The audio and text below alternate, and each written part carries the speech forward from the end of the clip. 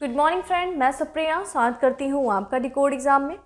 Friend, आज daily current affairs की class में हम डिस्कस करेंगे 14 दिसंबर से रिलेटेड जितने भी न्यूज़ हैं, जितने भी इवेंट्स हैं जो हमारे एग्जाम के लिए इंपॉर्टेंट है, हम उन्हें एक एक करके यहाँ पे डिस्कस करेंगे। तो आइए फ्रेंड स्टार्ट करते हैं आज की क्लास। और आज की क्लास में हमारा सबसे पहला प्रश्न है कि किस देश ने लोकतंत्र शिखर सम्मेलन की मेजबानी की है? अमेरिका ने, फ्रांस ने, भारत ने या फिर ब्रिटेन ने? Correct answer is a, America ने क्या है लोकतंत्र शिखर सम्मेलन की मेजबानी। तो देखा जाए अमेरिका ने जो दो लोकतंत्र के लिए जो शिखर सम्मेलन होने वाला था उसमें पहले की मेजबानी जो है वो संयुक्त राज्य अमेरिका ने किया है। कब से कब तक के बीच में क्या है? 9 से लेकर के 10 दिसंबर के बीच में ये सम्मेलन हुआ है।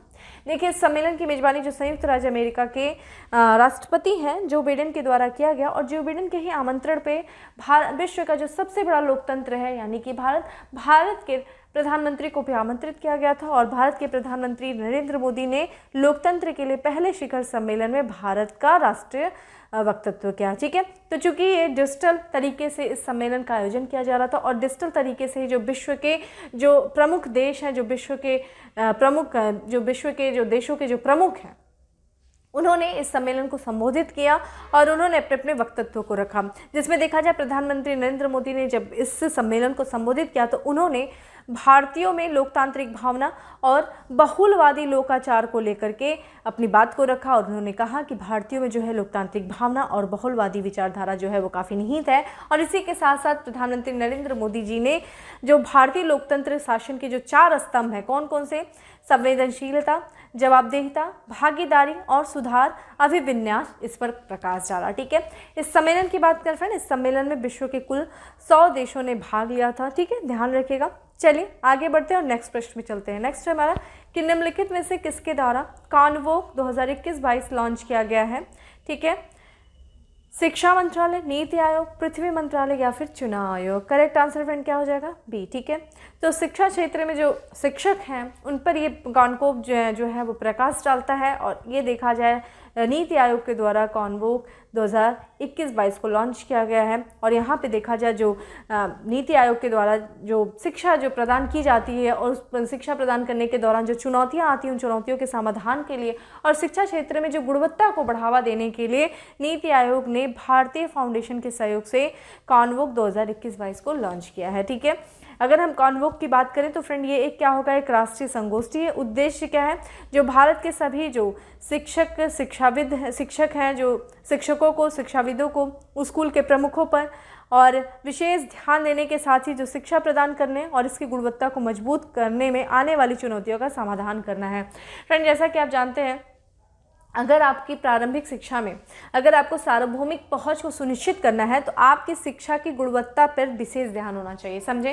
तो इसी चीज़ को ध्यान में रखते हुए कि अगर आपको आपका जो प्रारंभिक शिक्षा के सार्वभौमिकता पहुंच के लिए जो नीति आयोग जो है वो क्या प्रयास कर रहा है कि आपकी शिक्षा की गुणवत्ता अच्छी होनी चाहिए। इसके लिए आपके शिक्षक जो होने चाहिए, ठीक है, उन जो आपको शिक्षा प्रदान करते हैं उनके लिए क्या होना चाहिए कि वो आपको ऐसी शिक्षा उपलब्ध कराएं जो आज की वर्तमान की जो आवश्यकता है वो पूरी हो सके। यानी कि जो शिक्षा की आवश्यकता क्या है, शिक्षा की वर्तमान में किस तरह की आवश्यकता है, किस तरह के कौशल की आवश्यकता है, उसके अनुरूप जो है वो बच्चों को शिक्षित कर सकें। इन सब को ध्यान में रखते हुए नीति आयोग ने भारतीय फाउंडेशन के सहयोग से कॉन्वोक में जो है 2021-22 को लॉन्च किया है।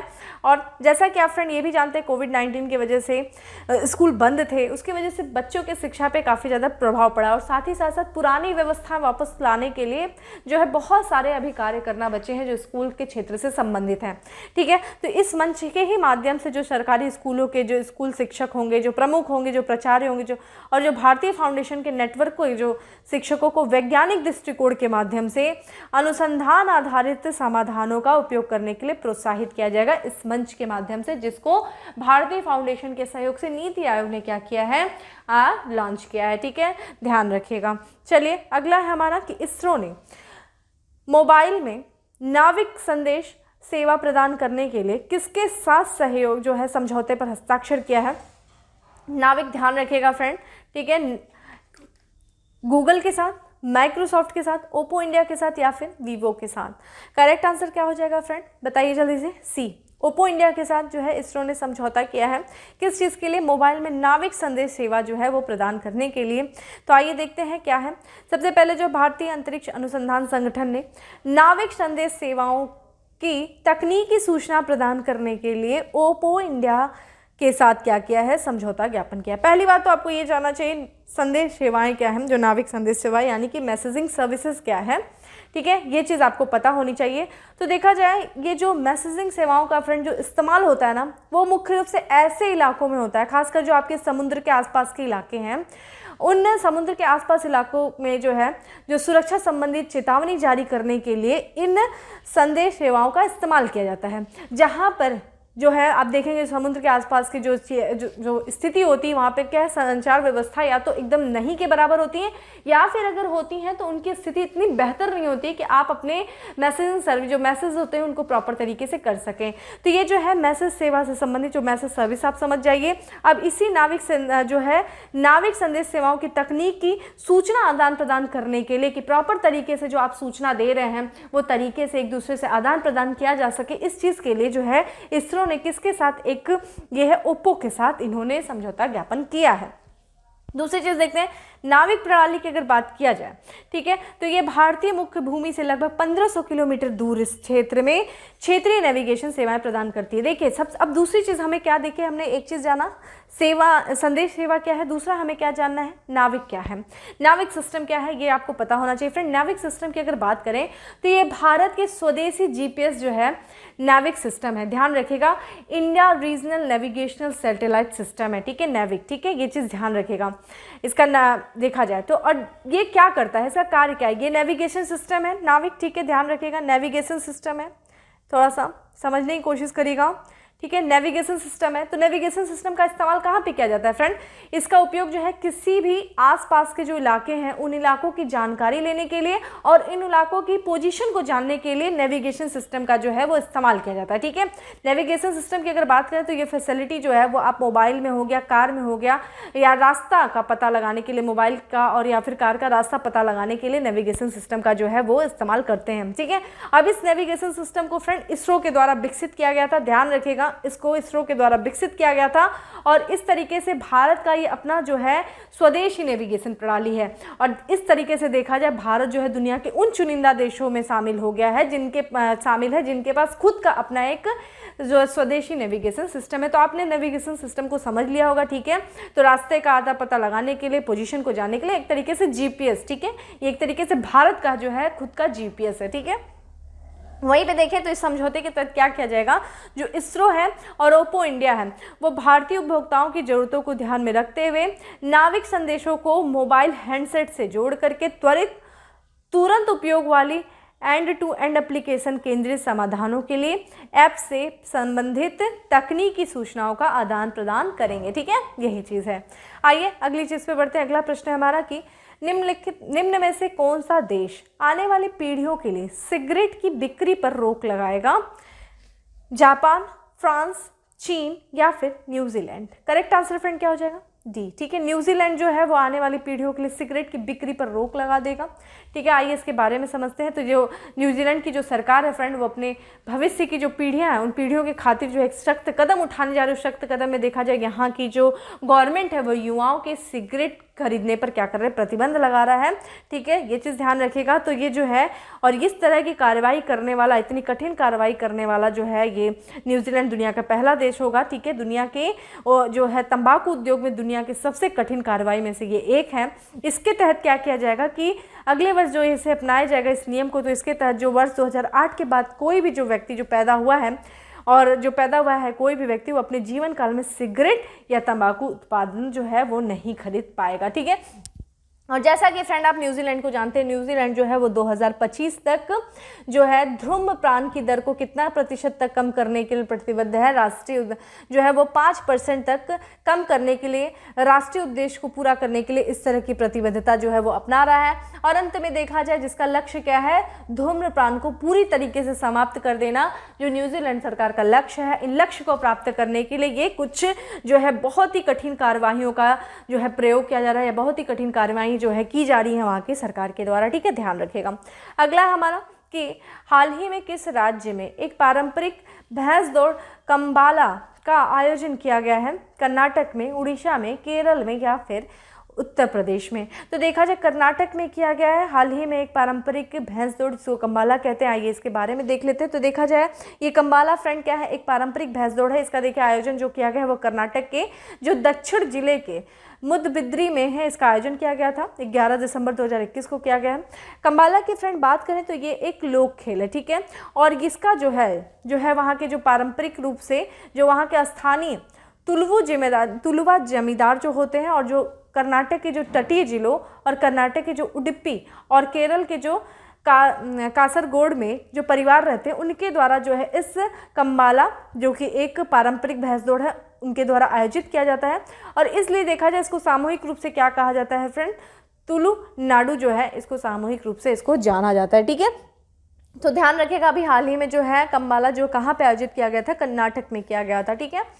अगला प्रश्न है हमारा कि किस मंत्रालय के द्वारा डिजिटल भुगतान उत्सव कार्यक्रम की मेजबानी की गई? शिक्षा मंत्रालय के द्वारा, इलेक्ट्रॉनिक और सूचना मंत्रालय के द्वारा, खेल मंत्रालय के द्वारा, या फिर वित्त मंत्रालय के द्वारा? करेक्ट आंसर फ्रेंड बी हो जाएगा, इलेक्ट्रॉनिक और सूचना मंत्रालय के द्वारा डिजिटल भुगतान उत्सव कार्यक्रम का मेजबानी किया गया है। आइए इसके बारे में देखते हैं क्या है। तो देखा जाए जो इलेक्ट्रॉनिक और सूचना प्रौद्योगिकी मंत्रालय है, उन्होंने अभी हाल ही में डिजिटल उत्सव कार्यक्रम का क्या किया है, मेजबानी किया है। इस कार्यक्रम का फ्रेंड उद्देश्य क्या है, जो डिजिटल भुगतान का जो उदय हुआ और जिस तरीके का उसका सफ़र था, जिस तरीके की उसकी यात्रा थी, उसका जश्न मनाना जो था इस कार्यक्रम का उद्देश्य था। और साथ ही साथ फ्रेंड जो इस कार्यक्रम को जो इस मंत्रालय के द्वारा जो आयोजित किया गया, उसके जरिए, इस कार्यक्रम के जरिए जो है वो जो है सरकार और फिनटेक कंपनी और जो बैंकिंग क्षेत्र जो स्टार्टअप हैं, उनके जो प्रमुख हैं, उनको एक साथ लाना जो है वो भी इसका उद्देश्य था। कौन सी चीज़ का? डिजिटल भुगतान उत्सव का उद्देश्य था, जिसका मेजबानी जो है इलेक्ट्रॉनिक और सूचना प्रौद्योगिकी मंत्रालय के द्वारा की गई, ठीक है। अगला है हमारा, निम्नलिखित में से किस राज्य में स्थित मार्मो गांव बंदरगाह पर नदी क्रूज सेवा का शुभारंभ किया गया? कर्नाटक, केरल, गोवा, महाराष्ट्र। देखिए मार्मो गांव जो बंदरगाह है वो आपको पता होगा कहाँ पे है, मैं जानती हूँ, इसके बारे में हम लोगों ने कई बार चर्चा किया है, लेकिन फिर भी आंसर आपको पता ही है, गोवा, ठीक है। तो मार्मो गांव बंदरगाह जो है गोवा में स्थित है, और यहाँ पे भी हाल ही में नदी क्रूज सेवा का शुभारंभ किया गया। आइए देख लेते हैं। तो देखिए जो देखा जाए मंत्री हैं जिनका नाम है, जो कि केंद्रीय पत्तन और पोत परिवहन और जलमार्ग मंत्री हैं, सर्बानंद सोनोवाल के द्वारा जो है इस नदी क्रूज सेवा का शुभारंभ किया गया है। कहाँ पर किया गया है? गोवा के मार्मो गांव बंदरगाह पर किया गया है, ठीक है। इस क्रूज सेवा का जो है जो सेवा प्रारंभ की गई है सर्बानंद सोनोवाल के द्वारा, इसका उद्देश्य क्या है, जो फ्रेंड गोवा की जो संस्कृति है, गोवा का जो इतिहास है, उसका भरपूर अनुभव लेने के लिए वहाँ के पर्यटकों को आकर्षित करना। क्योंकि वहाँ गोवा देखे जाए तो काफ़ी ज़्यादा वहाँ पे काफ़ी ज़्यादा लोग जाते हैं, टूरिस्ट डेस्टिनेशन है वहाँ पे, तो वहाँ पे फिर भी लोग वहाँ पे जाए ही नहीं, सिर्फ वहाँ की खूबसूरती को ही नहीं देखे, बल्कि गोवा की जो संस्कृति रही है उस संस्कृति को जाने, गोवा का जो एक अपना इतिहास रहा है उस इतिहास को अनुभव करें। इसी उद्देश्य से जो है इस नदी क्रूज सेवा का शुभारंभ किया गया है, ठीक है, मार्मो गोवा से, ठीक है। तो वहाँ की जो संस्कृति का अनुभव लेना, वहाँ की संस्कृति, वहाँ के इतिहास का अनुभव लेना जो है इस पहल का जो है मुख्य उद्देश्य है, ठीक है। अगला है हमारा कि हाल ही में किसने अपनी नई जीरो कोविड पॉलिसी लागू की है? अमेरिका ने, चीन ने, रूस ने, या फिर हांगकांग ने? करेक्ट आंसर फ्रेंड क्या हो जाएगा? हांगकांग। हांगकांग ने जो है वो अपनी नई जीरो कोविड पॉलिसी लागू की है। तो यहाँ पे देखा जाए हांगकांग ने भी जो है हाल ही में अपनी जीरो कोविड पॉलिसी लागू किया है। और इस नियम के तहत क्या कर दिया जाएगा, जो अमेरिका जो यात्री हैं जो हांगकांग में जा रहे हैं, तो अमेरिका के यात्रियों को हांगकांग शहर में उच्चतम स्तर के संगरोध यानी कि क्वारंटाइन उपायों से गुजरना पड़ेगा। और फ्रेंड जैसा कि आप जानते हैं, नवंबर महीने में जब पहली बार ओमिक्रॉन वेरिएंट का पता चला था, तो उसके बाद से जो देखा जाए जो हांगकांग शहर है वो अफ्रीका के बाहर अमेरिकी क्वारंटाइन सेंटर ऑर्डर के तहत रखने वाला पहला देश बन गया है, ठीक है। तो ध्यान रखिएगा, जीरो कोविड पॉलिसी किसके द्वारा लागू की गई फ्रेंड? हांगकांग के द्वारा लागू की गई। अगर हांगकांग फ्रेंड क्या है, हांगकांग की अगर बात करें फ्रेंड तो ये चीन का ही एक शहर है, ठीक है, और विशेष रूप से उसकी प्रशासनिक क्षेत्र है, चीन का ये प्रशासनिक क्षेत्र और उसका एक शहर है, ठीक है, ध्यान रखिएगा। चलिए अब हम अपने लास्ट प्रश्न पे पढ़ते हैं। लास्ट नहीं, हमारा 9वां है कि नीति आयोग द्वारा किस राज्य या केंद्र शासित प्रदेश में 1000 अटल टिंकरिंग प्रयोगशाला स्थापित करने की घोषणा की गई है? जम्मू कश्मीर में, दिल्ली में, लद्दाख में, या फिर असम में? करेक्ट आंसर फ्रेंड क्या हो जाएगा ए। जम्मू कश्मीर में जो है वो नीति आयोग के द्वारा 1000 अटल टिंकरिंग प्रयोगशाला स्थापित किया गया है। देखिए इसके बारे में देख लिया जाए तो जो है नीति आयोग के द्वारा जो है जम्मू कश्मीर में 1000 अटल टिंकरिंग प्रयोगशाला स्थापित करने की घोषणा की गई है। उद्देश्य क्या है इस लैब का, इस प्रयोगशाला का? तो ये जो प्रयोगशाला होगी, ये जो लैब होगा, उसमें बच्चों को वैज्ञानिक सिद्धांतों के बारे में जानकारी मिलेगी, और जब उन्हें वैज्ञानिक सिद्धांतों के बारे में फ्रेंड जानकारी मिलेगी तो उनका रुझान भी विज्ञान की तरफ बढ़ेगा, तो विज्ञान के प्रति जो है उनकी रुचि भी पैदा करने में ये लैब बहुत महत्वपूर्ण भूमिका निभाएगी। इस लैब की बात करें तो ये जो लैब है, जो कि अटल टिंकरिंग लैब की बात करें तो ये एक नीति आयोग का ही पहल है, जो कि क्या करेगा, जो कि वैज्ञानिक विचारों के प्रयोग और समझ के लिए रास्ते बना करके बच्चों में संज्ञानात्मक विकास को बढ़ावा देगा। आप मुझे जो है अटल टिंकरिंग लैब नीति के बाद जो अटल टिंकरिंग लैब के बारे में बताइए कि इसको कब से शुरू किया गया था, ठीक है, ये चीज़ मुझे बताइए। थोड़ा सा मुझे इसका एज ए इंट्रो दीजिए अटल टिंकरिंग लैब के बारे में, ठीक है, तो ये चीज़ ध्यान रखिएगा। अब हमारा लास्ट प्रश्न है कि निम्नलिखित में से किसके द्वारा भारत में पुनीत सागर अभियान चलाया जा रहा है?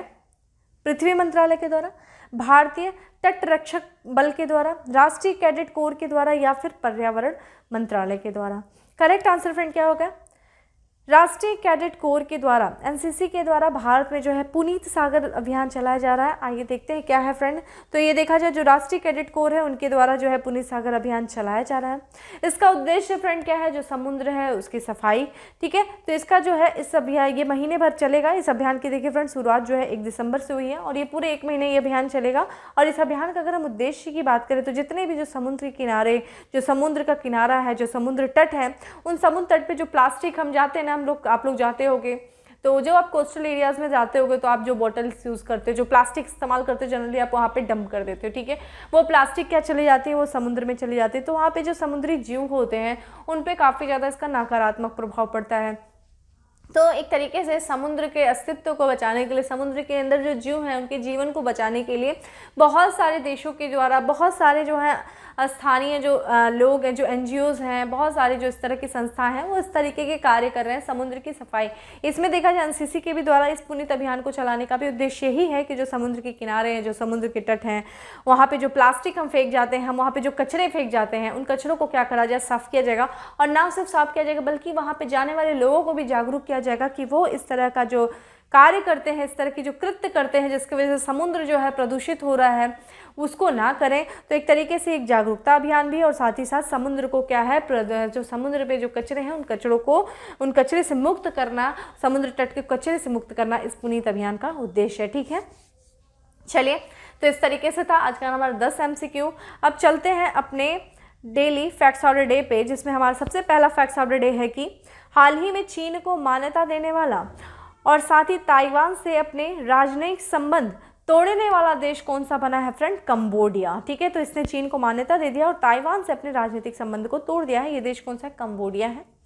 देखिए, मिस यूनिवर्स 2021 का खिताब किसने जीता है? हरनाज कौर संधू, जो कि चंडीगढ़ की, आप इनकी पिक्चर को देख सकते हैं। ये हरनाज कौर देखा जाए यहाँ पे संधू हैं जिन्होंने मिस यूनिवर्स 2021 का खिताब जीता। फ्रेंड ध्यान रखिएगा, ये मिस यूनिवर्स का जो भारत ने जीता है वो 2021 यानी कि 21 साल के बाद जो है मिस यूनिवर्स का खिताब जीता है। इसके पहले 1994 में, ठीक है, 1994 में सुष्मिता सेन ने, और वर्ष 2000 में लारा दत्ता जो है वो भारत से देखा जाए तो भारत ने जो है मिस यूनिवर्स का टाइटल जीता था। तो भारत ने देखा जाए तीसरी बार जो है मिस यूनिवर्स का टाइटल जीता है, ठीक है। ये जो मिस यूनिवर्स का ये 70वां, ठीक है, 70वां जो था संस्करण था। कहाँ पे आयोजित हुआ था? इजराइल में आयोजित हुआ था, ध्यान रखिएगा, ठीक है, इजराइल में आयोजित हुआ था। और ये देखा जाए तो आप जैसा मैं बता ही रही हूँ कि 21 साल के बाद भारत ने जो है मिस यूनिवर्स का टाइटल जीता। ध्यान रखिएगा, 1994 में सुष्मिता सेन ने, वर्ष 2000 में लारा दत्त ने जो है वो मिस यूनिवर्स, भारतीय मिस यूनिवर्स जो है भारत की तरफ से इन्होंने प्रतिनिधित्व किया था और इन्होंने खिताब जीता था। अब देखा जाए चंडीगढ़ की जो, आप देखा जाए हरनाज कौर संधू जो है वो मिस यूनिवर्स 2021 का खिताब इन्होंने जीता है, ठीक है। तो तीसरी बार ऐसा हुआ है। अगला देखते हैं, Abu Dhabi grand prix F1 race में लुइस हैमिल्टन को पछाड़ करके किसने खिताब जीता है? मैक्स वाटसन ने जो है इस खिताब को जीता है। अगला है हमारा, संयुक्त राष्ट्र बल कोष यूनिसेफ का नया प्रमुख नियुक्त किया गया है। किसे किया गया? कैथरीन रसेल को जो है वो यूनिसेफ यानी कि संयुक्त राष्ट्र बाल कोष का नया प्रमुख तो जो है वो नियुक्त किया गया। अब मुझे यूनिसेफ के बारे में बताइए कि यूनिसेफ की स्थापना कब हुई, यूनिसेफ का हेडक्वार्टर कहाँ पे है, ठीक है, आप मुझे इसके बारे में बताइए। एशियाई रोइंग चैंपियनशिप की लाइट वेट पुरुष एकल स्किल्स स्पर्धा में स्वर्ण पदक अपने नाम किया, किसने किया? सीनियर रोइंग यानी कि नौकायान खिलाड़ी अरविंद सिंह ने किया है, ठीक है। नेक्स्ट है विश्व शतरंज चैंपियनशिप में 5वीं बार विजेता बने, कौन बने? नॉर्वे के शतरंज मास्टर हैं जिनका नाम है मैग्नस कार्लसन, जो हैं ये नॉर्वे के हैं और इन्होंने विश्व शतरंज चैंपियनशिप में इन्होंने 5वीं बार ये विजेता बने हैं। अगला है हमारा विश्व बाल कोष दिवस मनाया गया, कब मनाया गया? 11 दिसंबर को मनाया गया। वहीं हम बात करते हैं अंतर्राष्ट्रीय सौर गठबंधन को पर्यवेक्षक का दर्जा किसके द्वारा दिया गया? संयुक्त राष्ट्र महासभा के द्वारा अंतर्राष्ट्रीय सौर गठबंधन को पर्यवेक्षक का दर्जा दिया गया, ठीक है। अगला है हमारा कि वर्ष 2022-23 द्विवार्षिक के लिए लंदन में अपने मुख्यालय में चुनाव होने के बाद अंतर्राष्ट्रीय समुद्री संगठन परिषद के लिए फिर से चुना गया, किसे चुना गया? भारत को चुना गया। ध्यान रखिएगा यहाँ से हमें दो चीज़ें मिल रही है, एक तो अंतर्राष्ट्रीय समुद्री संगठन का हेडक्वार्टर कहाँ पे? लंदन में है, और इस संगठन के परिषद के लिए देखा जाए किसे चुना गया है? दूसरे ये चुना गया 2022-23 के लिए भारत को चुना गया, ठीक है, और इसे फिर से चुना गया, ये भी चीज़ ध्यान रखिएगा।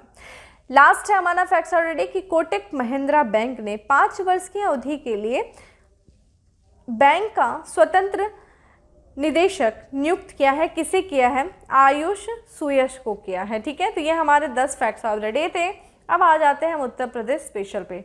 उत्तर प्रदेश स्पेशल में हमारा सबसे पहला स्पेशल है कि प्रधानमंत्री नरेंद्र मोदी जी 13 दिसंबर को वाराणसी दौरे पर थे। उन्होंने किस चीज़ का लोकार्पण किया? श्री काशी विश्वनाथ धाम का जो है उन्होंने लोकार्पण किया।